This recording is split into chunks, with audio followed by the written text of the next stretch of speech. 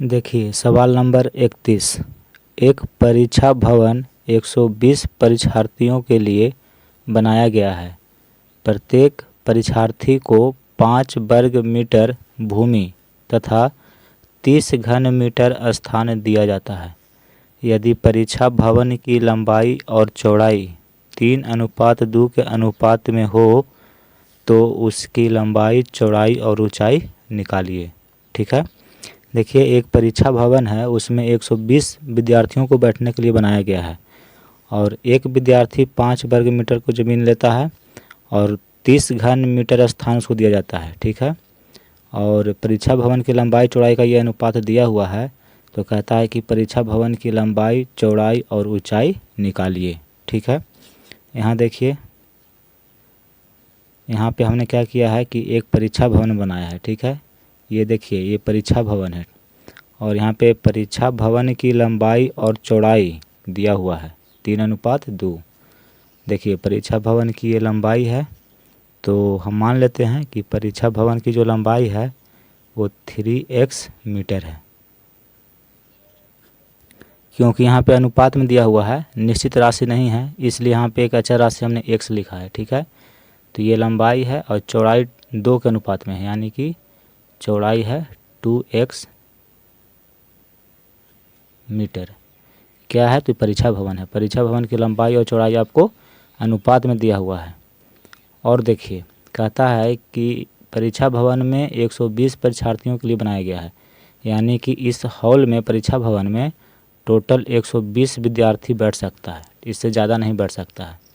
और कहता है कि प्रत्येक परीक्षार्थी को 5 वर्ग मीटर भूमि, यानी कि एक लड़का को बैठने के लिए 5 वर्ग मीटर भूमि दिया जाता है। ठीक है। और देखिए यहाँ पे 30 घन मीटर स्थान, यानी कि इसमें लंबाई, चौड़ाई, ऊंचाई तीनों है और इसमें सिर्फ लंबाई और चौड़ाई है। तो कहता है कि परीक्षा भवन की लंबाई, चौड़ाई और ऊंचाई निकालिए।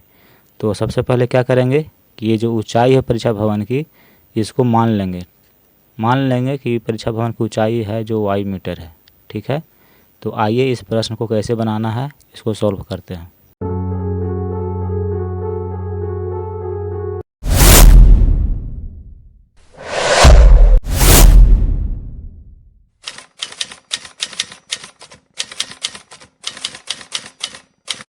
यहाँ देखिए सवाल नंबर 31।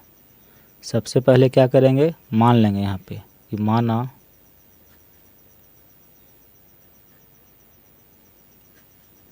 परीक्षा भवन की ऊंचाई बराबर y मीटर। ठीक है। यहाँ देखिए ऊंचाई को y मीटर हमने मान लिया है। अब यहाँ देखिए परीक्षा भवन की लंबाई कितनी दी हुई है, तो परीक्षा भवन की लंबाई है 3x मीटर।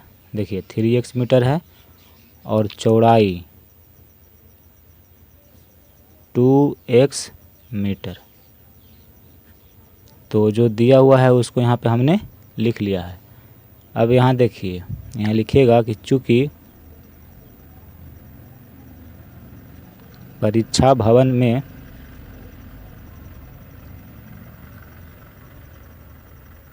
प्रत्येक परीक्षार्थी को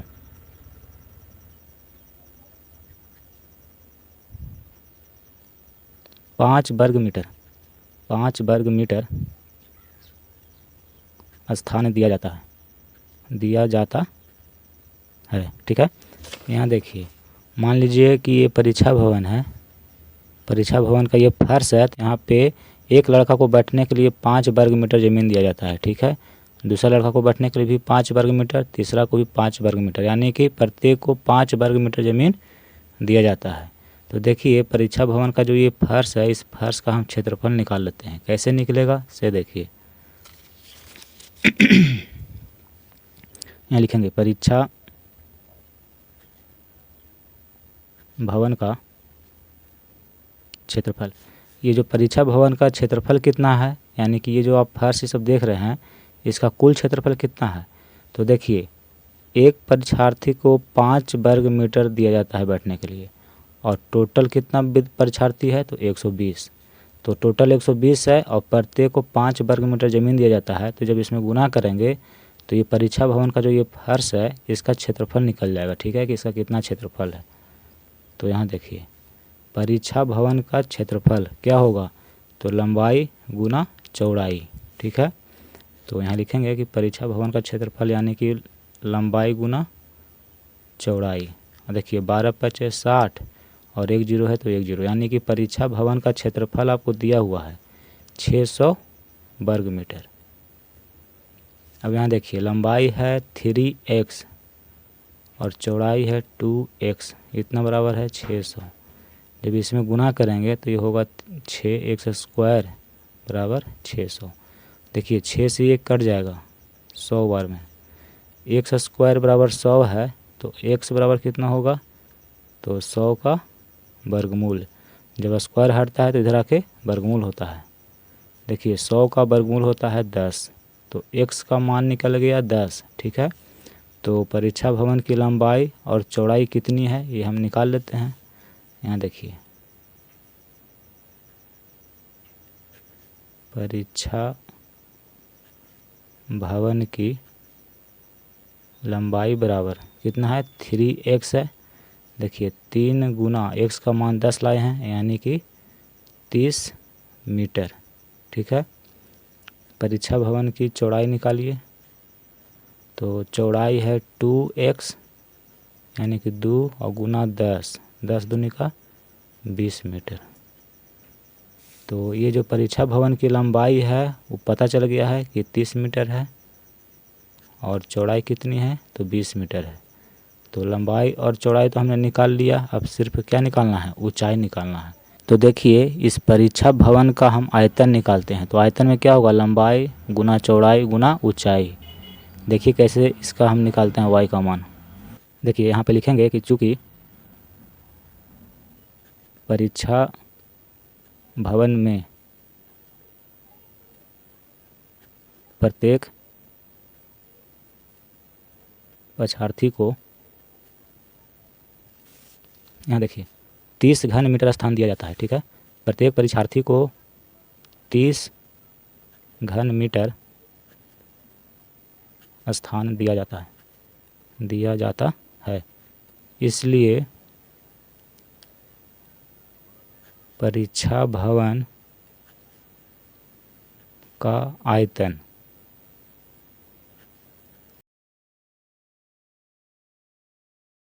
यानी कि इसका आयतन कितना होगा, तो देखिए एक परीक्षार्थी को कहता है कि 30 घन मीटर, एक परीक्षार्थी को 30 घन मीटर स्थान दिया जाता है और टोटल इस परीक्षा भवन में कितना परीक्षार्थी बैठा हुआ है, तो 120।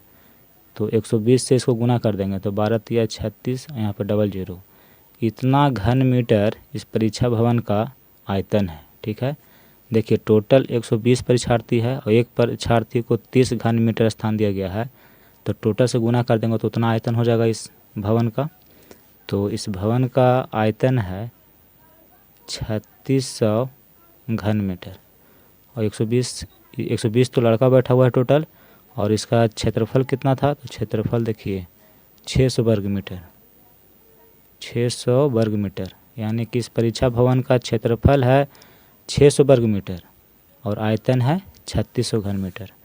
यहाँ देखिए परीक्षा भवन का आयतन हमने निकाला है कि 3600 घन मीटर है और परीक्षा भवन का आयतन क्या होगा, तो लंबाई गुना चौड़ाई गुना ऊंचाई, इतना बराबर 3600 दिया हुआ है।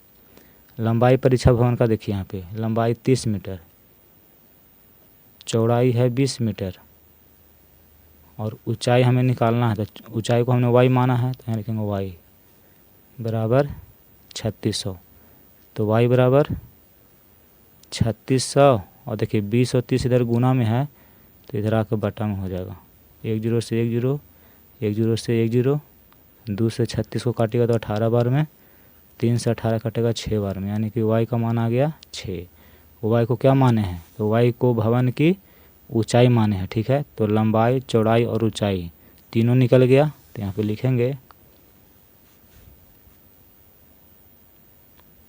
अतः परीक्षा भवन की लंबाई बराबर, लंबाई कितना निकाले हैं तो देखिए 30 मीटर निकाले हैं, तो यहाँ लिखेंगे 30 मीटर। परीक्षा भवन की चौड़ाई 20 मीटर। परीक्षा भवन की ऊंचाई, ऊंचाई को y माने हैं और y आया है 6 मीटर। तो सवाल में यही कह रहा था कि परीक्षा भवन की लंबाई, चौड़ाई और ऊंचाई निकालिए, और हमने यहाँ पे निकाल दिया है, यही आंसर हो जाएगा।